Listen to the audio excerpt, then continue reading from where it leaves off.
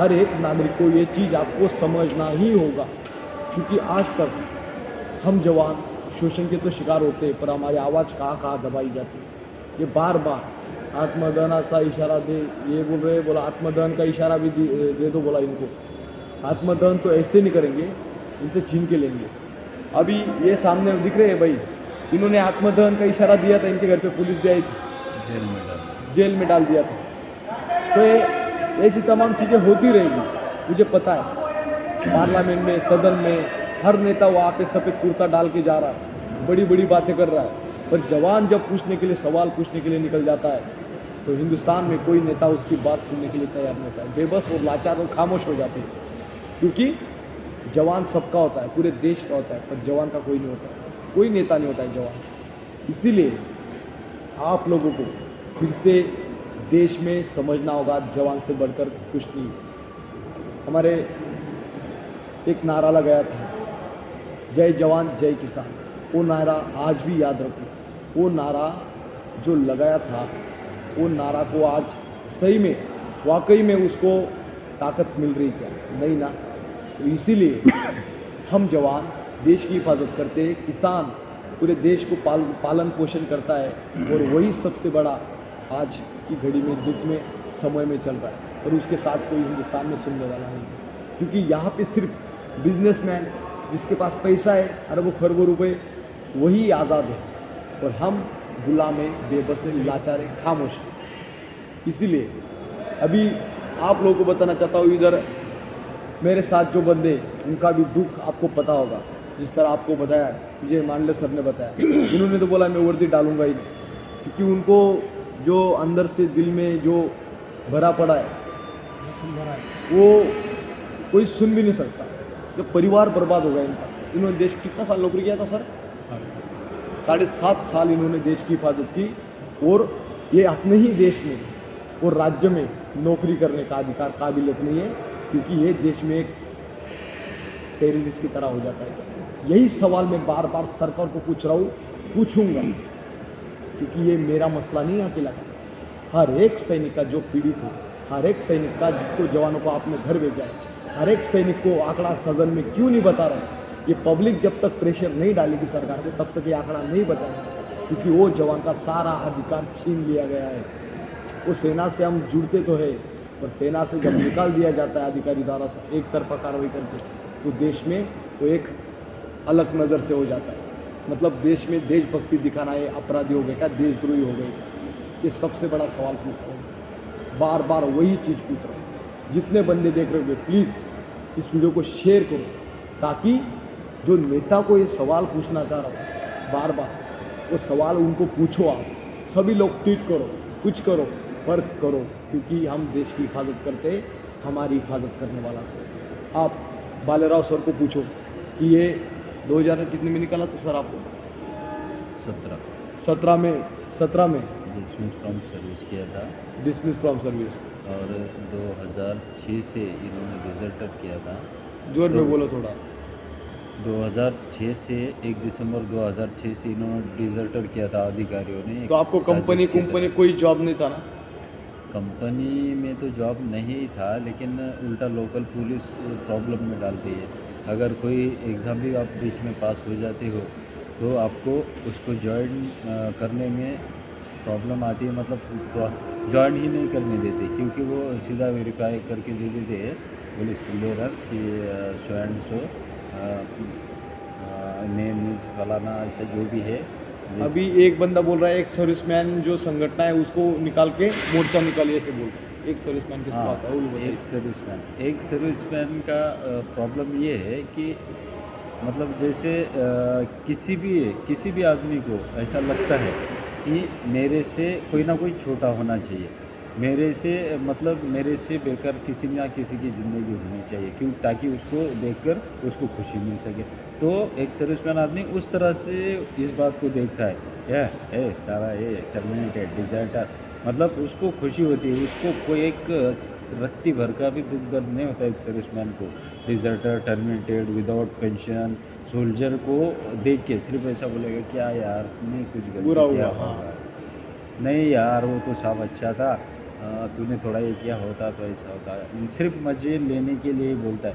और एक सर्विसमैन इस विषय में मैं ये लिख के दे सकता हूँ 1000 रुपये के स्टैम्प पेपर पर, कभी भी इस विषय में नहीं आएगा। एक सर्विसमैन कभी भी इस विषय में नहीं बोलेगा। कब आएंगे फिर? लेकिन जो सरकार है और जो पब्लिक है, इनको इस विषय में जानना ज़रूरी है। तो मैं तो आज से मतलब कल से ही बोलना छोड़ ही दिया था, लेकिन मैंने बोला चलो अभी लास्ट टाइम बोल देते हैं, क्योंकि तमाम जो लोग हैं देखने वाले 1 लाख तक तो व्यूज जाते हैं, तो 1 लाख में से कम 10,000 लोगों को तो कोई बात समझ में आनी चाहिए कि ये कहने की क्या कोशिश कर रहे हैं और क्यों कह रहे हैं। ये चीज़ें आप देख रहे होगे तो प्लीज़ इसको शेयर करो। वो पीड़ित भाई का आवाज़ है, वो दर्द है। एक सर्विसमैन सभी भी गलत नहीं होंगे, पर वो आएंगे तो उनकी पेंशन बंद हो जाएगी, उनको डर है। अरे डर किस बात का? जब हम देश की हिफाजत करते हैं, हम देश में नौकरी क्यों नहीं कर सकते? हम राज्य में नौकरी क्यों नहीं कर सकते? आप सोचिए, एमएलए विधायक जो बन जाता है देश का, उसके ऊपर तमाम केसेस लगते हैं, पर फिर भी आज देश का एक लीडर बनता है और देश को एक भगवान के रूप में एक नेता बन जाता है। उसके पीछे पूरे डिस्ट्रिक्ट वहाँ पे आगे पीछे घूमने लग जाते हैं। पर जवान जब आवाज़ उठाता है, जवान की आवाज़ सुनने वाला इस देश में कोई नहीं, क्योंकि हम 1000, 500 और 2000 में बिक चुके हैं, क्योंकि हम वोट बैंकिंग की राजनीति में बढ़ चुके हैं। कोई इस पार्टी में, कोई उस पार्टी में डिवाइडेड हो चुके हैं। इसलिए बार बार मैं लगातार कोशिश कर रहा हूँ समझाने की, हम देश की हिफाजत करते, हमें देश में नौकरी करने का अधिकार छीन लिया गया है। ये मेरा ही मसला नहीं है, ये हर एक जो डिजाइटर डिसमिस फ्रॉम सर्विस है उनका ये मसला है बार बार। अभी इनको पूछिए, आपको नौकरी मिली सर? बाहर आगे थोड़ा। बाहर तो बहुत प्रॉब्लम जाता है, क्योंकि डिस्ट्रिक्ट सर्विस है तो उसमें कोई भी नहीं पूछा जाता है, क्योंकि वो एक्सेप्शनल का दर्जा नहीं है और बहुत परेशानी होती है, बहुत ही परेशानी। मतलब वो ही- आपको वो ही- जॉब मिला? क्योंकि कई मिले थे ना 18,000 की नौकरी करेगा। नहीं, जब वो डिस्ट्रिक्ट सर्विस ऑडिशन आता है तो वो कुछ नहीं होता है। वो उसके लिए वो क्या पीपीओ मांगते हैं, पीपीओ जब पेंशन नहीं तो उसके पास पीपीओ कैसे रहेगा? हाँ? वो केस के लिए बोलते हैं ट्रिब्यूनल कोर्ट। हाँ, केस करने जाओ तो पैसा मांगते हैं, कहाँ से पैसा लाएंगे? जिसके पास पैसा है वो लगाएगा। और हम जैसे पीड़ित लोग हैं तो इनको कोई न्याय देने वाला नहीं है, और ताकि ये जितने भी नेता लोग हैं इनको चुन के लाने वाले भी हम ही वोटिंग करने वाले हैं, लेकिन वो जो वो करके आपने वो कहा पत्र दिया था मंत्री, रक्षा मंत्री उस हाँ, टाइम? मैं तो वो प्रधानमंत्री मनमोहन सिंह से लेके रक्षा मंत्री जॉर्ज फर्नांडिस सबको दिया था, उसका कोई भी हल नहीं निकला। एक भी रिप्लाई मिला? क्वार्टर से लेके रिप्लाई और मिला? जिस दिन मैंने आत्मदान का दिया तो तुरंत मेरे को पुलिस आई पकड़ने के लिए। तो ये है इनकी राजनीति, ये हमारा ख्याल नहीं रखते। सोचना चाहिए। हम देश में नौकरी करते, देश की हिफाजत करते। 7 साल किया मैंने, 11 साल किया, ये भाई ने किया, फिर ये भाई ने किया, पर हम देश में नौकरी क्यों नहीं कर सकते? ये सबसे बड़ा सवाल है। केंद्र सरकार ये बोल रहा है, केंद्र सरकार अल्टिमेट द्या की 6 महिने में, नाहीतर म्हणून काम करा। ये देखिए ये भाई बोल रहा है। अभी आपको समझ में आ रहा है कि हम देश में नौकरी करते, जब सेना से बर्खास्त कर दिया जाता है, देश में राज्य में नौकरी करने का अधिकार हमारा छीन लिया गया है। यही मैं बार बार समझा रहा हूँ हमारी जनता को कि भाई हम देश की हिफाजत करते, जब भी सेना से कोई भी जवान निकाल दिया जाता है, उसके गांव में एक पुलिस वेरिफिकेशन जाता है कि इसको सेना से बर्खास्त किया गया है, मतलब वो एक देशद्रोही की तरह हो जाता है। क्यों ये ऊपर हमारे ऊपर कलंक लगता है? इसीलिए मैं आवाज़ उठा रहा हूँ। आज शिव प्रसाद सर, इनकी एज 44 साल चल रही है, इनको भी लगता था कि मुझे जॉब मिल जाएगा, घर, इनको जब घर बेच दिया तो इनको नौकरी मिलती क्या? पूछे इनको ऐसे को। हाँ बोल। नहीं मिलती। क्यों नहीं मिलती है? ऐसे भी 2-3 बार मैं भी जो मतलब कंपनी में जॉब के लिए चला गया तो वहाँ से वेरिफिकेशन पुलिस द्वारा भेजा गया। क्या बोला था? उसमें एक जो रीज़न आया था ऊपर से, वही रीज़न एक पुलिस वाले का काम है भेज के। मतलब आप देश में आते हैं? हाँ, जैसे कि ये डिफॉल्ट रह करके इसको कोर्ट से निकाला गया है, ऐसे रीज़न दे दिया, इसलिए वो लोग। फिर आप देखते होगे JNK। जी सर नमस्ते। JNK में नौकरी तो मिलती है गवर्नमेंट की तरफ से बाकियों को? हाँ मिलती है, वहाँ में मिलती है, लेकिन ये अपने राज्य में नहीं मिलती। वो पाकिस्तान से आने वाली सीमा इधर, जो सीमा इधर पाकिस्तान से आती है, उनको यहाँ पे नौकरी की ऑफ़र मिलती है, पर हम जवानों को नौकरी क्यों नहीं मिल सकती?